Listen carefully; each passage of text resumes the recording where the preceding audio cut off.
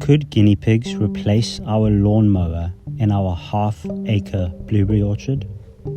We're working on it, but it's proving quite difficult. No. No.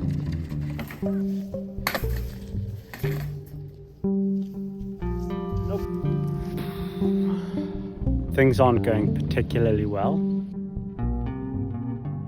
Wait. Ready? Go. If we're going to keep hundreds of guinea pigs to mow our blueberry orchard, we desperately need to speed up the time that it takes to move our guinea pig mowing crates. We need to get everyone onto pasture as soon as possible. This is what we come to every morning. Large amount of guinea pigs hassling us for food. I've already given them some willow and some chard cut from the garden. And I'm still out here feeding the animals, even though I have a cold at the moment, you can hear. We keep 3 breeding groups in the guinea pig house, which means we have to cut and haul grass for them every single day. Moving crates takes much less time than cutting and carrying grass. Looking at this task on its own, it doesn't seem like much, but multiplied across 365 days, and it becomes a lot of labor. Before we can get everyone onto pasture, we need to make some significant improvements to our mowing crates. Here we have the larger version, which covers 5 square meters and carries approximately 15 guinea pigs. For this large crate, taking less than 2 minutes to move it would be acceptable. But in the blueberry orchard, the narrow paths mean we need a mowing crate half the size, containing half the number of guinea pigs. 157, so... While the smaller mowing crates also take just less than 2 minutes to move, they hold fewer guinea pigs, making them much less efficient. With this in mind, Abby and I discussed improving the crate design to achieve 3 objectives. The first, dramatically reduce the time it takes to move them. Second, make it comfortable for the guinea pigs to live outside over winter. Third, bring the number of escapees down to 0. Then we had an idea. Using a plastic twin wall pipe, we could potentially solve 2 out of the 3 problems we had. But first, we needed to build another mowing crate as the others were occupied. So we got to work building prototype version 3 of our guinea pig grazing crate. There were many comments in the previous video suggesting we design something more like the classic chicken tractor. It's worth mentioning that our requirements differ quite a bit from what you might have when rotating chickens on pasture.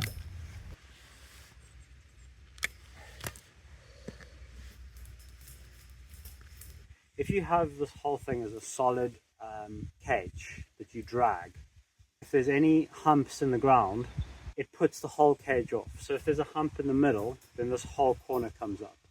Right? But with the cable tied corners on a flexible cage, it has this flex. So it means if there's a hump here, it doesn't impact the entire crate. It's not perfect, but it's just much better than a solid frame on the bottom. Another thing to mention is that people were saying have a mesh on the floor so that they can't tunnel and get out. The problem with that is 2, 1, you don't get as good a graze, and 2, when you're pulling the cage along, you're much more likely to get little guinea pig legs go through the mesh on the floor and break.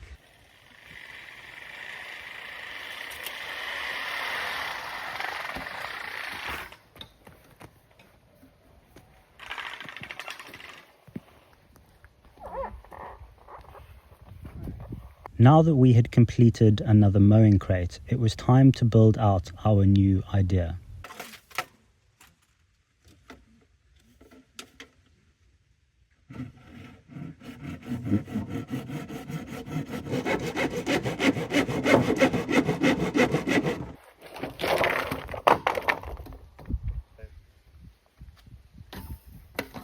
There was considerable time spent debating and talking about how exactly we were going to do this.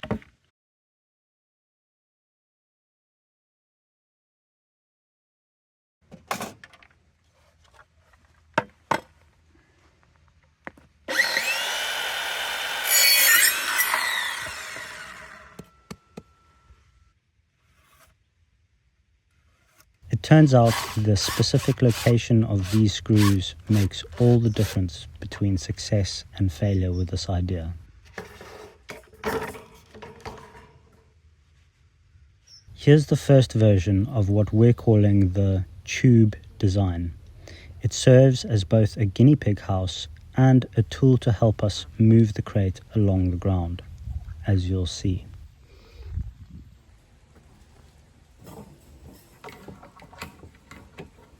I'll just put it where it goes. We conducted the first test on the track just to see if there was any potential in this idea at all.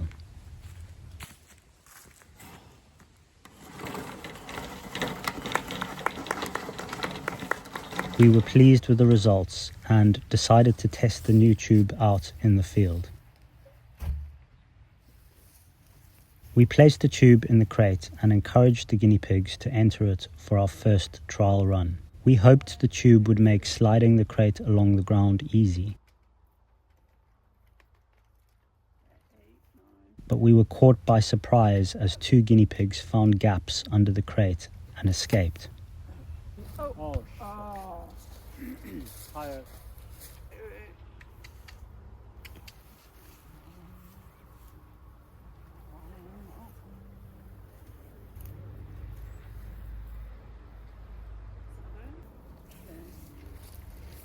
Put them in the tube.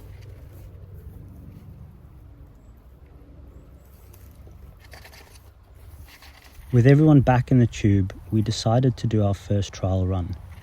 It felt like risky business though, since the guinea pigs could run out whenever they wanted now that we had lifted the crate up. You're going to hear some squeaking, but don't worry, that's the sound of the tube dragging rather than the guinea pigs themselves.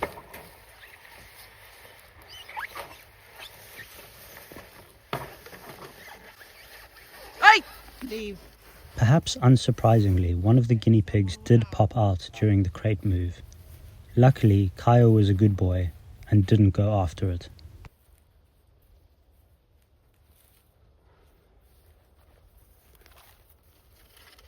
At this point, we had mixed feelings. While we were happy that the tube helped slide the crate along, things felt out of control, and the guinea pigs were still escaping.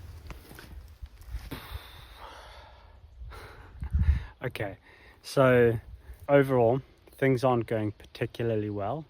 Our new tube design for dragging the crate works, but every time we move the crate, there's a gap underneath it. The good news is that they don't run away. If they get out of the gap, they come back into the crate and they look to the crate and to the huts in there for shelter. The bad news obviously is that I don't really see how we're going to get around this hump issue. They keep getting out of the pens. It's great that they come back, but we don't have enough control. We knew we needed a more efficient solution to manage our herd of guinea pigs. The sooner we could get them out onto pasture and move them efficiently, the better. After feeling quite frustrated, we woke up the next day with some fresh inspiration. Okay, I think we might have finally come up with a solution to stop guinea pigs escaping from these pens. So the first version, or the first prototype we had on very flat ground, and that's worked exceptionally well. We've also had fully grown adult guinea pigs in those pens. So it's meant that they weren't getting out the pen. That was never a problem. Now that we've got them in the blueberry patch, we have smaller guinea pigs who are not adults yet, and the lanes or the paths in the blueberry patch are really bumpy and lumpy. The idea we've got now is actually based on one of your comments. I think a few of you might have suggested that we actually cut the bottom rung off here so that we have spikes at the bottom. And those spikes can then be pushed into the ground so that if there's lumps, you have spikes stopping the guinea pigs from escaping, or like the whole pen can sink into the ground. The problem with that is that even if there was spikes, this mesh would stop it from going into the soil. So we've decided to scrap this, not use this kind of mesh at the bottom, and instead cut some more of this in a shorter section, and then to simply stagger it, right? So now you can see we have the aperture is halved in size here, and we have much smaller sections just at this sort of bottom 6 inches of the pen. And at the base we've got spikes all the way along now, but with smaller gaps between them. So now theoretically we should be able to push the cage into the ground, and in areas where the spikes aren't all the way in the ground, the guinea pigs won't be able to get out of that. So that's potentially the solution to the guinea pigs escaping. We got to work modifying the crate with additional ground spikes.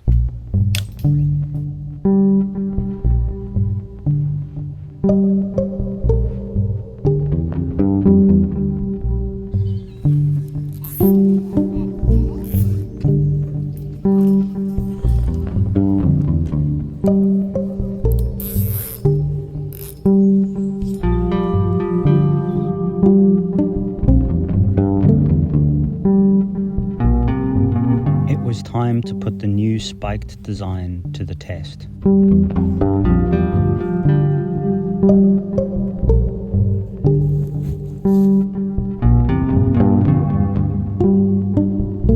We'll check on them later. Now that the older mowing crate was available, we decided to transfer some of the bigger males into it so that they could start grazing the blueberry orchard.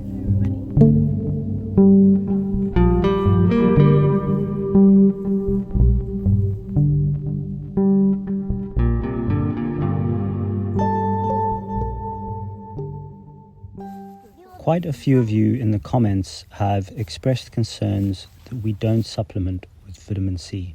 Look at that. We thought we'd show you the condition of each of these 5 guinea pigs that we're putting in this crate. Okay, you can see some pink there. Okay, and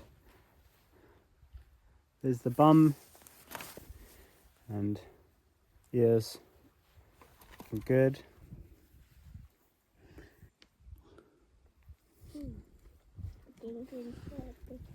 Not pale, not bleeding. No. I mean, I don't know how. Can you see the shininess of? It's coat. No, there's a bee ball. That one? The teeth are so long it's hard to get to the gums.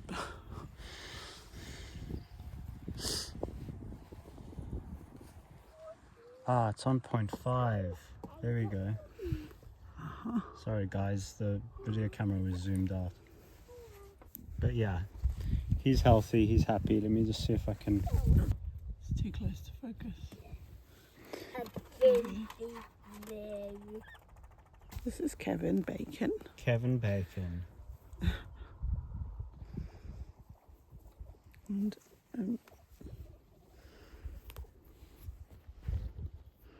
there's his tongue and his teeth. Yeah, cool.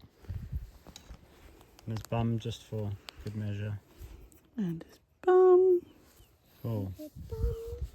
Where's a poo? Oh. Live action. Okay, so pop him in. Quick check-in. If you're enjoying this video, please do hit the like and subscribe button below. And if you would like to support our work further, then please do stick around. At the end of the video, you'll see we have a special announcement. This is the old style pen which has the regular mesh down here and doesn't yet have spikes. And over there is the new style pen with spikes. So now we've got the smaller juvenile males in that one, and the cage has been pressed into the soil. We hope that having the larger males in here means that if there are any small little dimples in the ground, then they won't get out. The next day, I checked to ensure no one had escaped and that the spikes were doing their job. I was very pleased to see that everyone was still there. Next, I wanted to have another go at moving the crate to confirm that the tube design was working properly. But this time, I was not so lucky. the tube kept unseating from the mesh it was attached to. Meanwhile, guinea pigs were strolling in and out from underneath the mesh.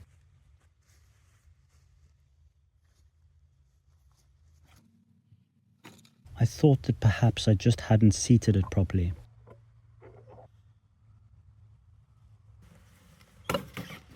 Unfortunately, it still wasn't working. I tried again, and it still wasn't working.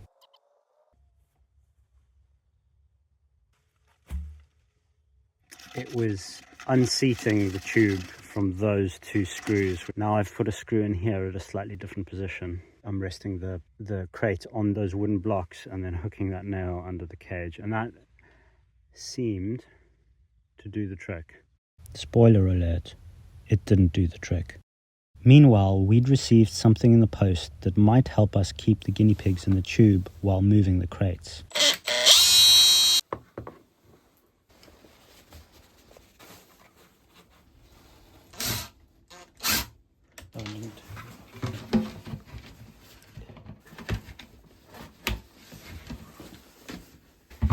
We bought these caps, and they are meant to fit snug over the end of these twin wall pipes. And then when we got them,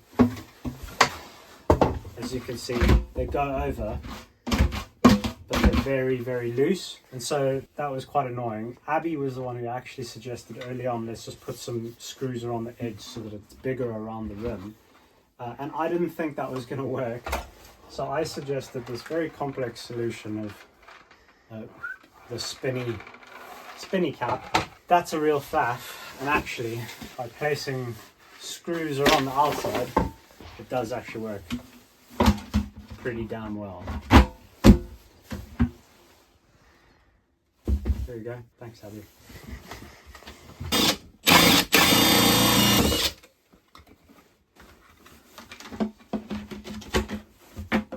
There you go. How's that? That's great. For a guinea pig home. Twin wall insulated pipe that's black and absorbs the sunshine, and a little door. I think that's pretty good winter housing for guinea pigs, right? Yeah. I'm quite clumsy, so power tools generally aren't my thing.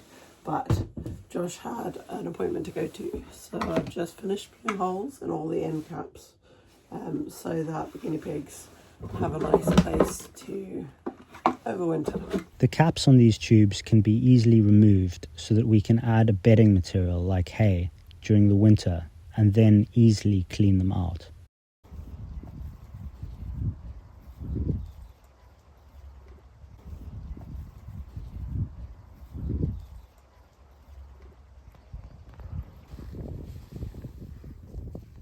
Now it was time to test the newly positioned screws on the tube. We really needed to be able to move these crates easily and quickly. Nope. But it still wasn't working. No.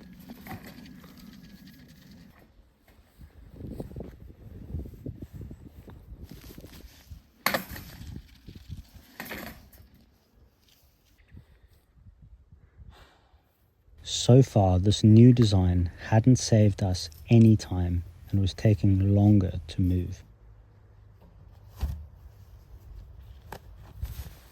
That's really annoying. Kaio didn't seem particularly happy with the situation either. The next day, I had another go at repositioning the screws.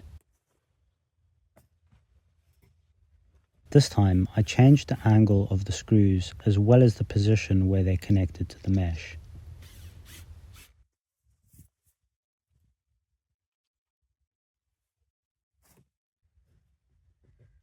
I was pulling very cautiously, but it felt really solid. And actually, this move is a particularly tricky one as we've reached the end of a row and we're turning a corner. I was very pleased. I did a fist pump, but didn't quite catch it on camera. The next day, Abby and I timed ourselves to see how quickly we could move the mowing crate. Go.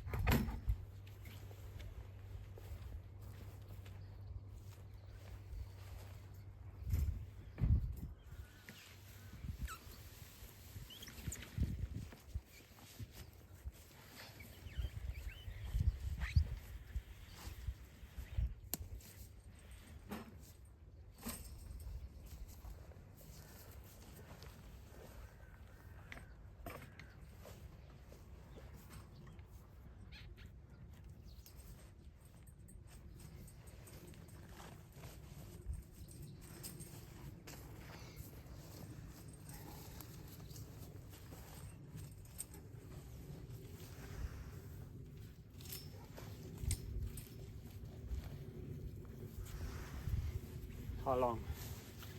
59 seconds. Great. That's half the time.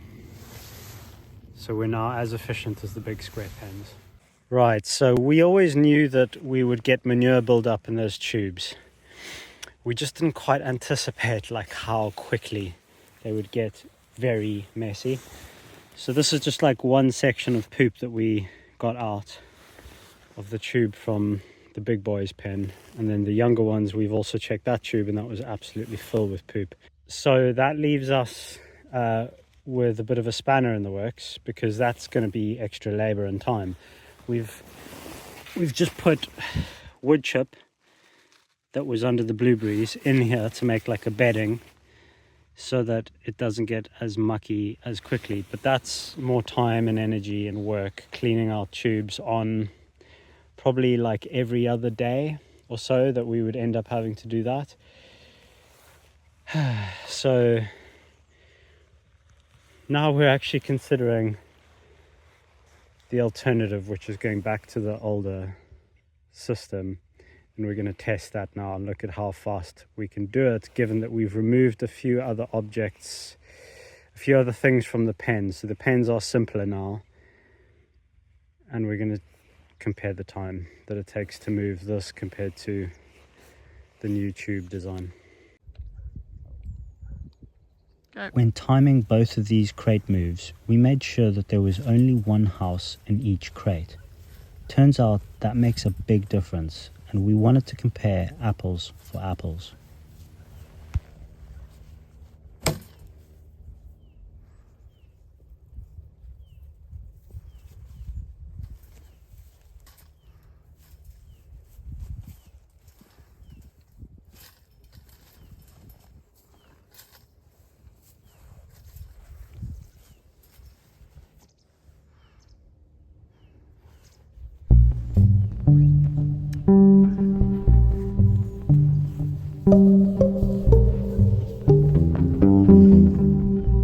I couldn't believe it. The old crate design was now quicker than the new one.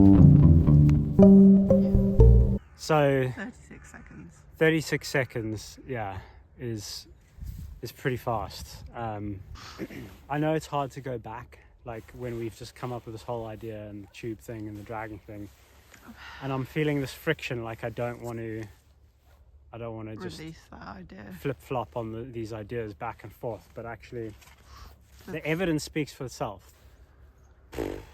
So okay, it's the point of experimenting, I guess. Yeah.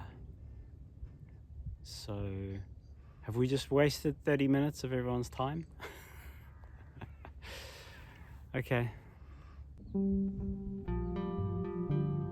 When thinking back about why it was taking us nearly 2 minutes to move this small pen, when we now can do it in 36 seconds, we realize that our problem was having the tube and the hut in here before we came to move the pen.